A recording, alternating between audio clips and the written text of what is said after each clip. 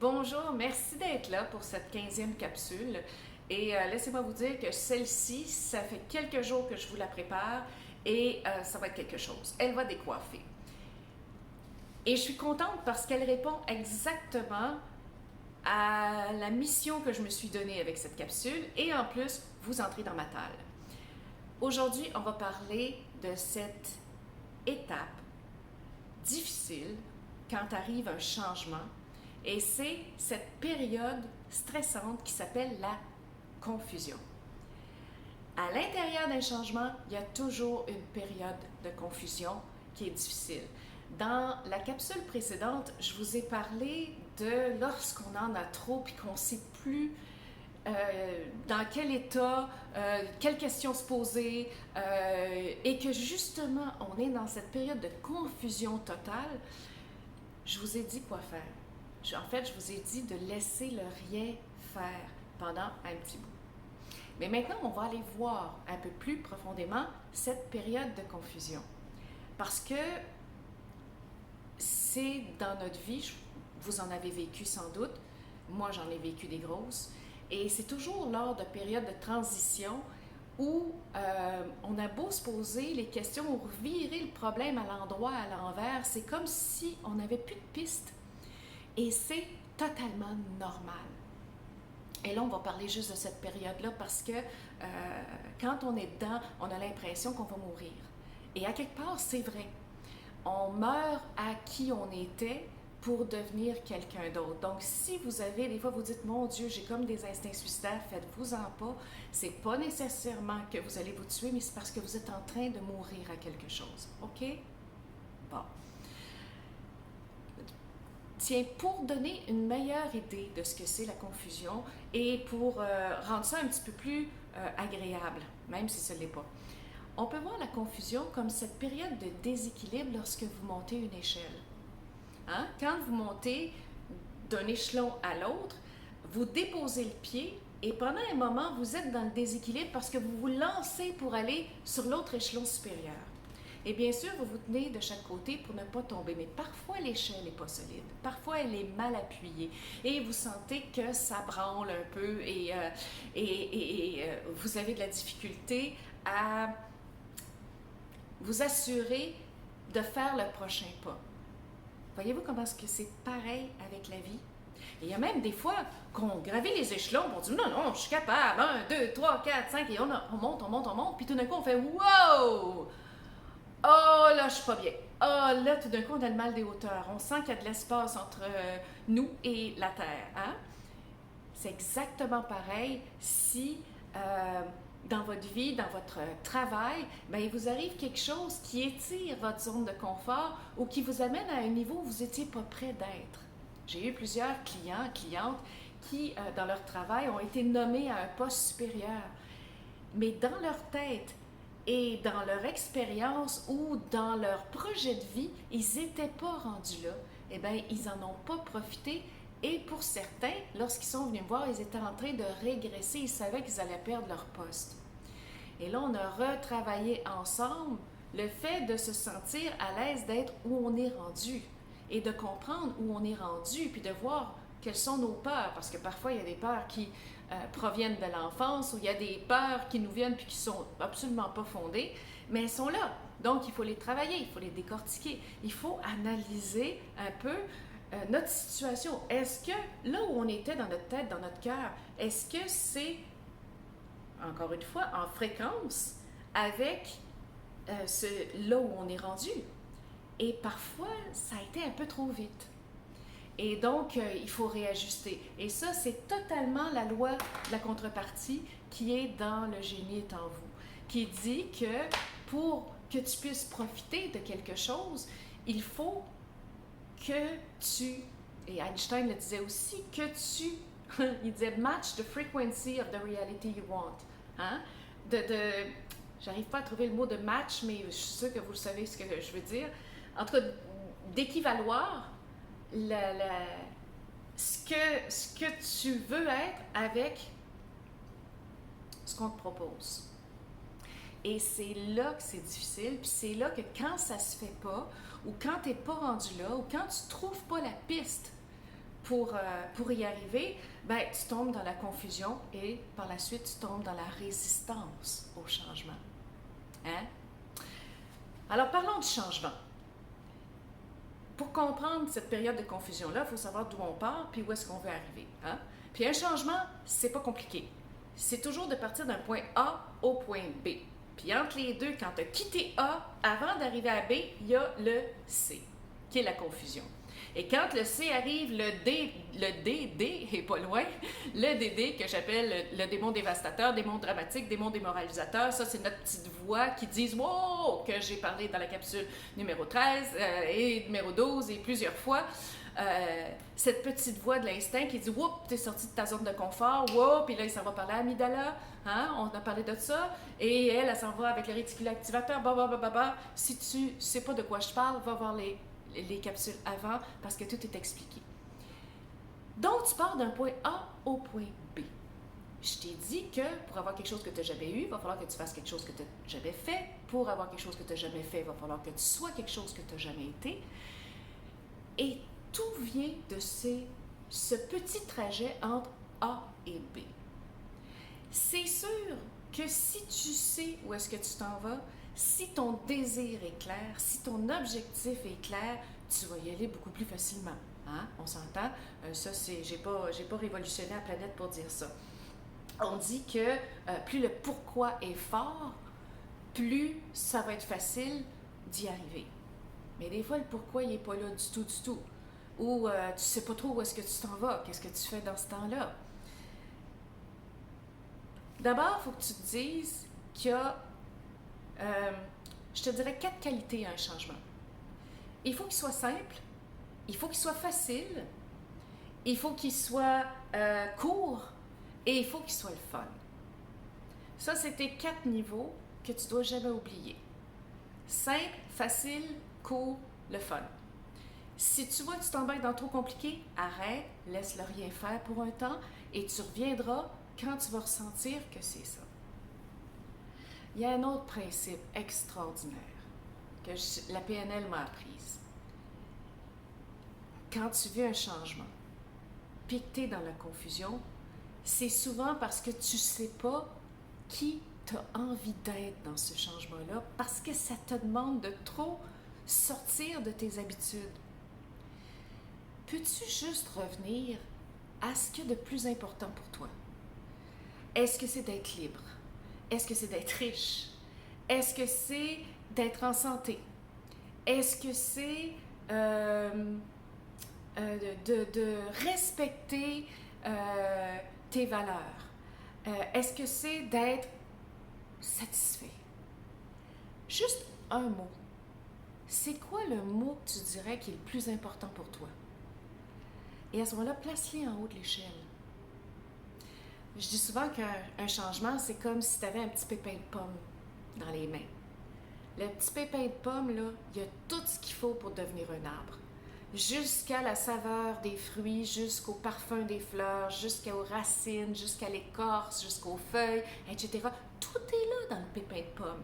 Et si tu le plantes comme il faut, et que tu le nourris comme il faut, et que tu fais attention qu'il y ait assez d'espace, et que tu veilles à ce que les oiseaux, les insectes ne viennent pas déranger, la croissance de ton pommier, ben, il va finir par faire un pommier magnifique avec ses fruits, etc.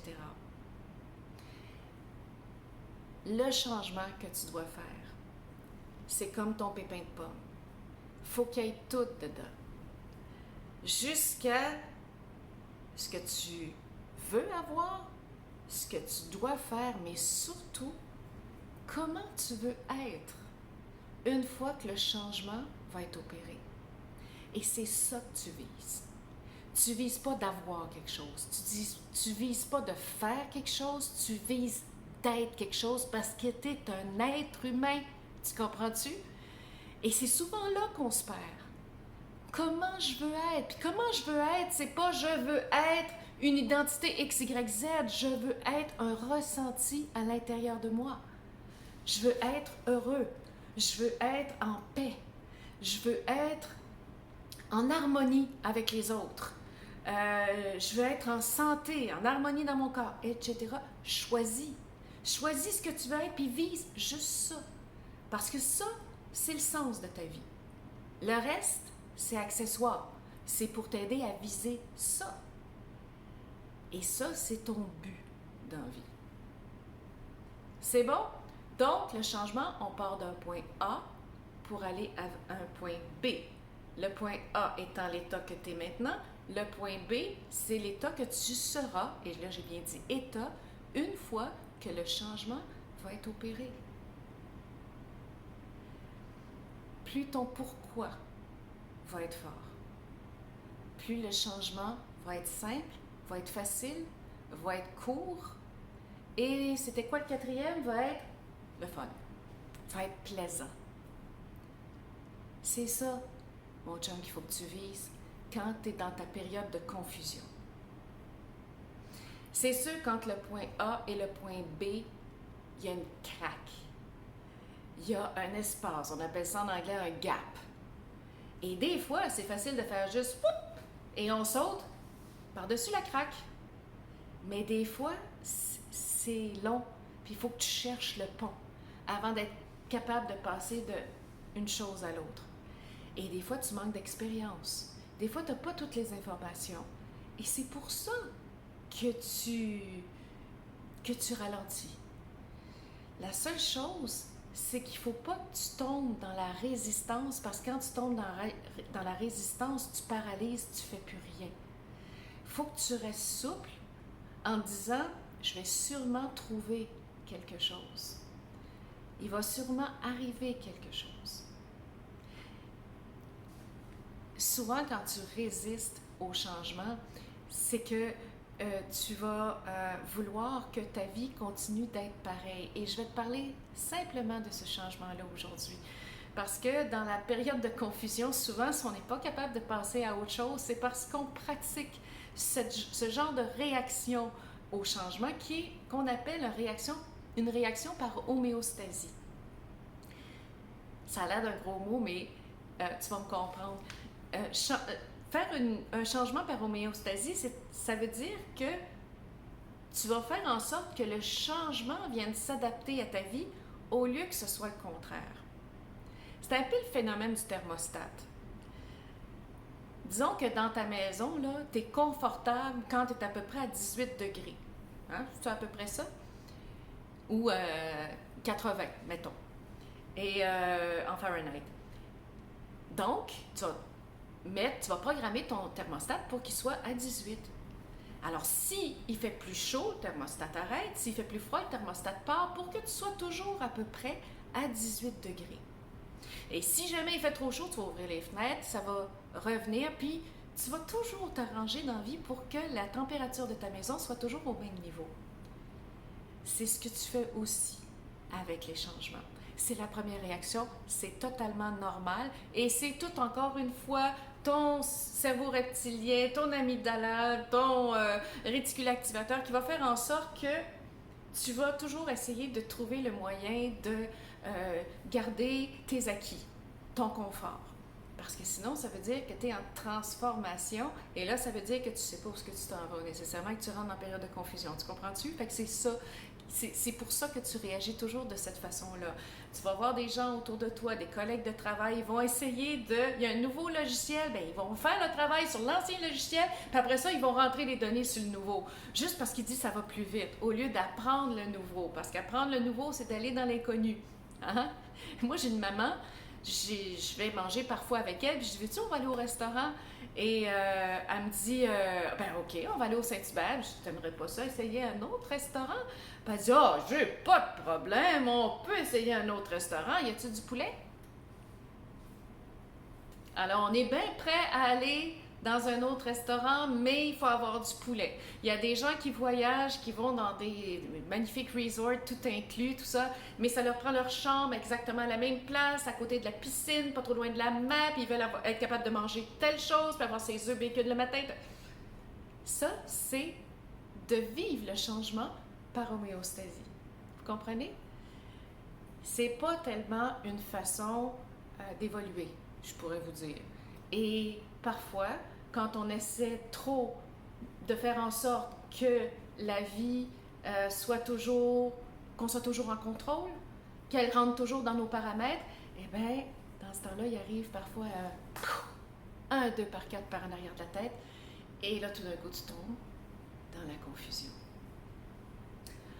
Alors, qu'est-ce qu'on fait quand on est dans la confusion? On écoute la capsule numéro 14. Et sinon, on se dit, quelque chose qu'on m'a appris hier seulement. Et c'est quelque chose que j'avais oublié, un truc extraordinaire. Et je vous avoue que comme on est travailleur autonome, ou quand on est travailleur autonome, on est souvent dans des périodes de se poser la question « qu'est-ce que je devrais faire de plus » et tout. Et je me posais la question hier, et cette personne-là m'a dit ce truc formidable. Elle m'a dit « si tu te levais demain et que tu étais totalement heureuse, qu'est-ce qui aurait changé? » Et vous, si vous vous leviez demain et que vous étiez totalement heureux, qu'est-ce qui aurait changé? Et la réponse que vous allez trouver est probablement votre étoile polaire que vous avez besoin en ce moment pour traverser cette confusion. Mon professeur de PNL, Catherine Pruvot, disait tout le temps « Ah, c'est merveilleux la confusion ». Puis je disais « Mais non, c'est la période la plus souffrante ». Elle me disait « Non, parce que c'est la période où les gens ont besoin de toi comme coach ». Et elle disait aussi, bon, on a quitté, comme je vous disais tantôt, ce qui était connu pour arriver vers une nouvelle connaissance. Si on n'avait pas ces périodes de changement, ces grandes périodes de transformation, probablement qu'on n'évoluerait pas beaucoup. Ou bien la vie se chargerait de nous faire évoluer plus vite qu'on voudrait. Et ça, c'est encore plus souffrant. Donc, je vous repose la question. Si demain matin, vous vous réveillez et que vous étiez complètement heureux ou heureuse, qu'est-ce qui aurait changé? Et je vous laisse là-dessus. À la prochaine capsule.